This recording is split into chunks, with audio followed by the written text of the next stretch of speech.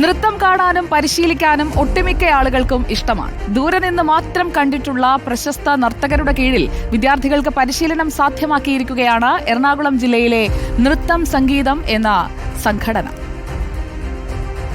The combination of all of this is Drishti, and it is manifested through these windows.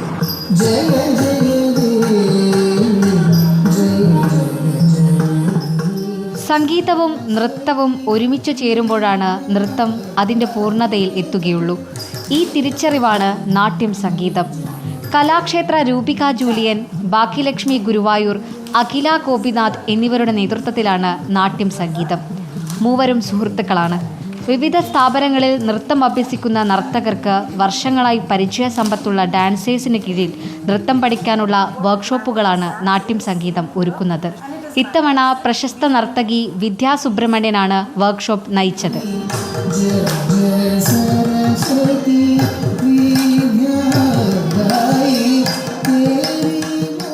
ഇവർ രണ്ടുപേരും ഡാൻസേഴ്സും ഞാനൊരു മ്യൂസീഷ്യനുമാണ്.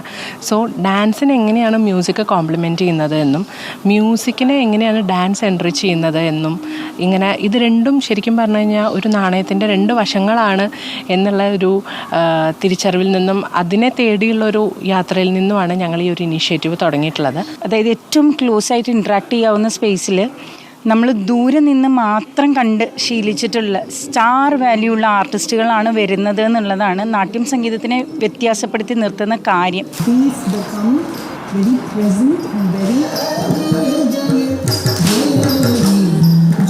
എറണാകുളം ജില്ലയിൽ സംഘടിപ്പിച്ച വർക്ക്ഷോപ്പിൽ പങ്കുചേരാൻ പല ഭാഗങ്ങളിൽ നിന്നായി വിദ്യാർത്ഥികളുടെ ഒഴുക്കാണ്. 2 ദിവസം തങ്ങൾ ആരാധിക്കുന്ന നർത്തകരുടെ കീഴിൽ നിന്നും പരിശീലനം ലഭിച്ചതിൻ്റെ സന്തോഷമാണ് എല്ലാവർക്കും. റിപ്പോർട്ടർ, കൊച്ചി.